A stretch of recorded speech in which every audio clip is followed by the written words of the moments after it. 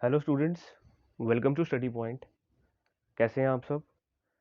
So we are please to announce you that we are starting our new batch for class physics for both CBSE and for state board students.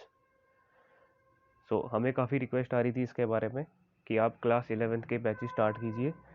तो इससे related आपकी queries आई थी, तो उससे हम आज ये बैच हमारा स्टार्ट करने जा रहे हैं। सबसे पहले हम जो हमारा सिलेबस है उसकी एनालिसिस करेंगे कि उसमें क्या किस तरह से हमें स्टडी करनी है। सो आप देख सकते हैं ये हमारा सिलेबस है। इस तरह से हमने पूरा ये हमारा सिलेबस एनालिसिस करेंगे। सबसे पहले देखिए कि ये है क्या, इस हमें पढ़ना क्या है क्लास 11th में। यूनिट नंबर 1 है हमारी फिजिकल वर्ल्ड एंड मेजरमेंट, और यूनिट नंबर 2 है हमारी kinematics. Unit 3 is your laws of motion. ये तीनों एक तरह से कंप्रेस होके ये तीनों अकोमोडेट करती है 23 मार्क्स। ठीक है।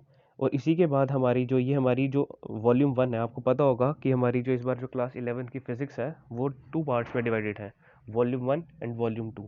जो वॉल्यूम 1 है उसके कंटेंट हैं ये सामने आपके, जिसमें क्या है हमारी यूनिट 4 है हमारी जैसे work energy and power. Unit 5 is your motion of system of particles and rigid body, and unit 6 your gravitation. ठीक है।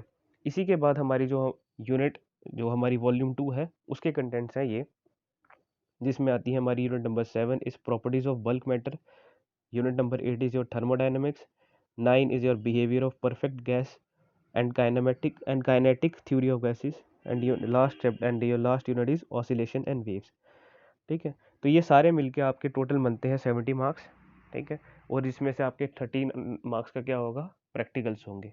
तो टोटल इस कोर्स को कंप्लीट करने में हमें लगेंगे 4 to 5 मंथ्स। पूरे डिटेल्ड स्टडी के साथ हम पढ़ेंगे, अच्छे से पढ़ेंगे, कोई हमें रश करने की ज़रूरत नहीं। हम बड़े आराम से और बुरे सिंसियर तरीके से पढ़ेंगे। ठीक है।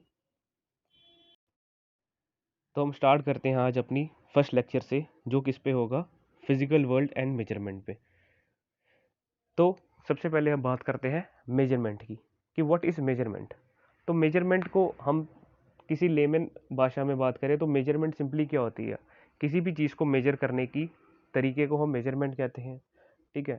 और जिसकी वजह से हम कहते हैं मेजरमेंट। और अब किस how to measure a physical quantity.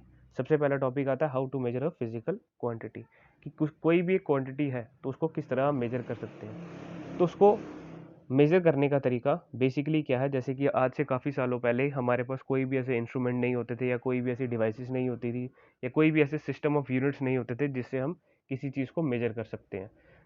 Common example लेते हैं, अगर आपकी मैथ्स की बुक है, सिंपली अगर हम उसको सिंपल मेजर करें तो इस तरह से हम अपनी पाम से मेजर कर सकते हैं कि ये हमारी टोटली अप्रॉक्सीमेटली ये वेरी करता है, कि palm to palm, hand to hand vary करता है।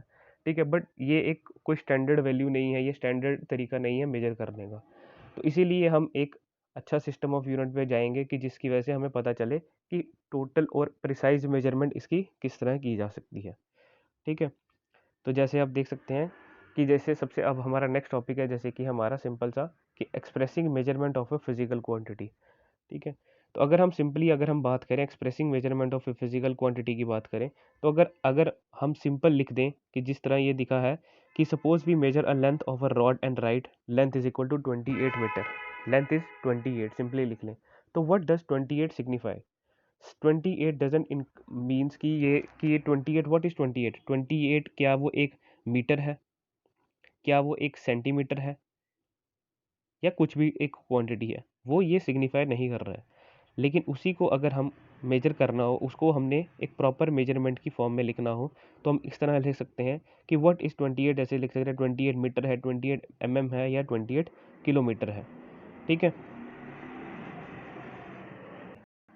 इसीलिए हम इसको मेजरमेंट करने के लिए हम क्या करते हैं, एक किसी भी फिजिकल क्वांटिटी को मेजर करने के लिए उसका मैग्नीट्यूड सबसे इंपॉर्टेंट होता है, और मैग्नीट्यूड के साथ साथ उसकी यूनिट इंपॉर्टेंट होती है।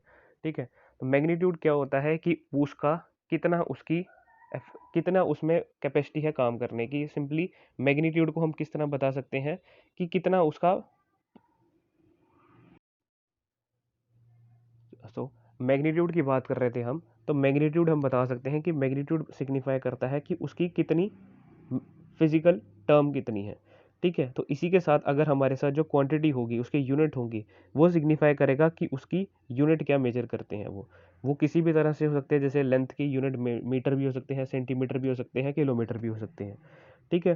फिर उसके बाद जैसे हम देख सकते हैं कि हमारा है, अगर हमारे पास अगर हम मैग्नीट्यूड को डिफाइन करें एन से और यूनिट को सिग्निफाई करें यू से, तो हम किसी भी फिजिकल क्वांटिटी को लिख सकते हैं एन इंटू यू कर सकते हैं। ठीक है। इसी तरह से if we measure a physical quantity in more than one unit then the multiplication of magnitude and unit is a constant. Obviously अगर हम किसी भी एक फिजिकल क्वांटिटी को मेजर करेंगे तो मैग्नीट्यूड और यूनिट से मल्टीप्लाई करेंगे तो वो एक कांस्टेंट रहेगा। ठीक है। इसी के बाद हमारे जैसे आता है कि N1 U1 एक यूनिट है और N2 U2 एक डिफरेंट यूनिट है। तो इसी इसी को हम कैसे ले सकते हैं, जैसे कि हम लिख सकते हैं, जैसे 1 metre is your equal to 100 centimetre. ठीक है, 100 centimetre. This one is your N1, this M is your U1 and this 100 is your N2, centimetre is your U2। इसी को सिंपली हम सिग्निफाई कर सकते हैं कि दो सिस्टम ऑफ यूनिट्स भी इक्वल हो सकते हैं और इसको हम कंप्यूट कर सकते हैं। ठीक है। इसी बेसिस पे हम आगे पढ़ते हैं कि आगे अब हमारे पास क्या आता है, सिस्टम ऑफ यूनिट्स की बात करते हैं। तो सिस्टम ऑफ यूनिट्स में सबसे पहले हमारे पास तीन बेसिक सिस्टम ऑफ यूनिट आती हैं, जिसमें कौन कौन सी आती है, MKS, CGS एंड FPS। ठीक है। तो MKS system of unit, MKS system of unit क्या बताता है कि हमें लेंथ को मेजर करता है इन मीटर में, वेट या मास को मेजर करता है इन किलोग्राम में, एंड टाइम को मेजरमेंट करता है इन टर्म्स ऑफ सेकेंड्स में। ठीक है। इसी तरह से CGS सिस्टम ऑफ यूनिट है। CGS सिस्टम ऑफ यूनिट जो लेंथ है, लेंथ को मेजर करता है सेंटीमीटर में, वेट या मास को मेजर करता है ग्राम में, एंड टाइम को मेजरमेंट करता है इन टर्म ऑफ सेकेंड्स में। फिर इसी टर्म में एक और आता है हमारा FPS। ये लीस्ट यूज होता है, ये मोस्टली यूके जैसी कंट्रीज में यूज होता है। जैसे कि लेंथ को मेजर करते हैं हम in terms of foot, weight को मेजर करते हैं इन पाउंड, एंड टाइम को मेजर करते हैं इन टर्म्स ऑफ सेकेंड में। तो ये हमारा डिफरेंट वर्ल्ड वाइड ये वेरी करते जाता है। लेकिन अगर हम एक सिस्टम ऑफ यूनिट की बात करें जो वर्ल्ड वाइड एक्सेप्टेड है, जो हर जगह एक्सेप्टेड है, उसको हम कहते हैं the SI system. SI system क्या होता है, SI सिस्टम को हम बोल सकते हैं the international system of unit. जिस तरह से आपके ये लिखा है कि system of unit, SI system को कौन सा होता है, the international system of units की बात करते हैं। ये देखिए, तो इसी को हम क्या कहते हैं, SI system. On the basis of SI system, on the basis of SI system we have 7 fundamental quantities. वो 7 हमारी फंडामेंटल क्वांटिटीज हैं, जिसको हम यही फंडामेंटल क्वांटिटी से हम पढ़ते हैं और इसी से हम आगे डिराइव करते हैं फर्दर जो हमारी डिराइव्ड क्वांटिटीज होती हैं। बेसिकली हमें यही 7 क्वांटिटी पढ़नी है और इसी के अकॉर्डिंग, इसी के बेसिस पे हमें जो आगे डिराइव्ड क्वांटिटीज है, कोई भी आगे क्वांटिटी है, वो इससे हम डिराइव कर सकते हैं। ठीक है। तो हमारी 7 क्वांटिटी है। ये पहली क्वांटिटी जिसमें है लेंथ। लेंथ को हम नेम ऑफ यूनिट्स के इसको मेजर करते हैं इन टर्म ऑफ मीटर में, इसका सिंबल होता है M। इसी तरह मास होता है, मास को हम मेजर करते हैं इन टर्म्स ऑफ किलोग्राम में। टाइम, टाइम हमारी थर्ड सिस्टम ऑफ यूनिट है, जिसको हम मेजर करते हैं इन टर्म्स ऑफ सेकंड में। फर्दर हमारी आती है इलेक्ट्रिक करंट। इलेक्ट्रिक करंट आपके सिलेबस में, जैसे कि आप इसके बारे में डिटेल्स में पढ़ोगे इन क्लास 12th, लेकिन फिलहाल आप ये याद रखें कि इलेक्ट्रिक करंट को हम मेजर करते हैं इन टर्म्स ऑफ एम्पेयर पे। फिर हमारे पास आता है टेम्परेचर। टेम्परेचर को हम मेजर करते हैं इन टर्म्स ऑफ केल्विन में। याद रखिए, इन टर्म्स ऑफ केल्विन में मेजर करते हैं, ना कि सेल्सियस में। ठीक है। फिर इसी के बाद आता है हमारे पास amount of substance. Amount of substance simply क्या बताता है कि एक सब्सटेंस में उसमें कितना उसमें अमाउंट ऑफ सब्सटेंस की बात करते हैं। अमाउंट ऑफ सब्सटेंस क्या बताता है कि एक पर्टिकुलर सब्सटेंस में उसमें कितना मैटर प्रेजेंट है, तो उसको हम मेजर करते हैं इन टर्म्स ऑफ मोल में। फिर लास्ट हमारी जो 7th और फाइनल है वो है हमारी लुमिनस इंटेंसिटी। लुमिनस इंटेंसिटी को हम मेजर करते हैं इन टर्म्स ऑफ कैंडला पे। ठीक है। तो हमें जो बेसिकली जो हमें यूज़ होनी है, मोस्ट प्रिसाइजली हमें यूज़ और मोस्ट इंपॉर्टेंटली हमें यूज़ होती हैं, वो हमें पहली 3 ही यूज़ होनी है, that is your length, mass and time. इसको हम किस में मेजर करते हैं, मीटर, किलोग्राम एंड सेकंड में। फर्दर जो हमारी है इलेक्ट्रिक करंट आ जाएगी ज़्यादा से ज़्यादा, इससे ज़्यादा कैंडला तक हमें सिर्फ याद करने की ज़रूरत है। इन टर्म्स ऑफ डिराइव्ड क्वांटिटीज़ में ये इतना पूछा नहीं जाएगा। ठीक है। फिर हमारे 7 फंडामेंटल यूनिट के बाद हमारे पास 2 सप्लीमेंट्री यूनिट्स भी होती हैं, जिनको हम क्या कहते जो जो है इस तरह से, जो है plane angle and solid angle. Plane angle में हम मेजर करते हैं इन टर्म्स ऑफ रेडियन को, रेडियन में जिसका सिंबल होता है RAD, और इसी तरह से सॉलिड एंगल होता है, सॉलिड को हम मेजर करते हैं इन टर्म्स ऑफ स्टेडियन में।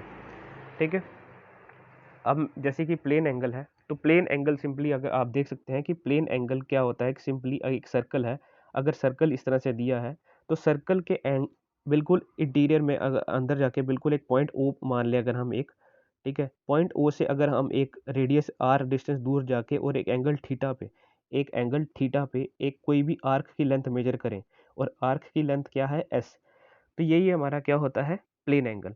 तो प्लेन एंगल हम सिंपली आपने पढ़ा होगा मैथमेटिक्स में भी कि theta is equal to your arc by radius के बराबर होता है, आर्क बाय रेडियस के इक्वल होता है।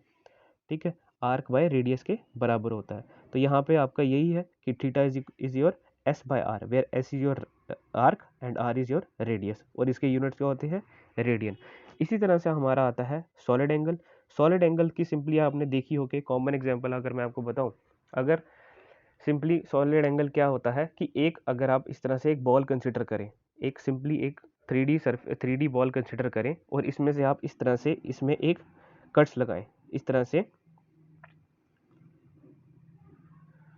इस तरह से अगर एक बॉल कंसिडर करें और इसमें आप एक क्या लगाएं, इस तरह से एक कट्स मारें, इस तरह से एक एक कोई भी एक पीस इसमें से बाहर निकाल दिया, तो इसमें से ये जो हमारा जो हॉलो स्पेस होगा, ये जो हमने बाहर निकाला, इसी को हम क्या करते हैं in terms of solid angle में मेजर करते हैं।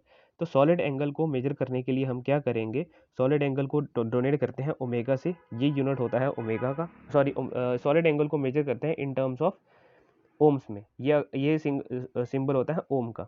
लेकिन आप इसको सीधा याद रख सकते हैं कि सॉलिड एंगल इज योर, इसकी किसके बराबर होता है, ये जो हमारा एरिया बाहर निकला, ये ऊपर टॉप सरफेस का एरिया है, देख सकते हैं ये जो टॉप सरफेस का एरिया है, upon R square, that is your radius का स्क्वायर। तो your ohm is equal to area upon R square, और इसके यूनिट्स होते हैं स्टेडियन। ठीक है, SR स्टेडियन के यूनिट्स होते हैं इसके। ठीक है, यही था हम अभी हमारा ये, इसी तरह से हमारी थी ये सप्लीमेंट्री यूनिट। तो हमारी 7 फंडामेंटल यूनिट और 2 सप्लीमेंट्री यूनिट्स। इसी के बाद हम नेक्स्ट हमारे लेक्चर में पढ़ेंगे फर्दर। तब तक के लिए thank you so much, and for further details you can contact study point. Thank you.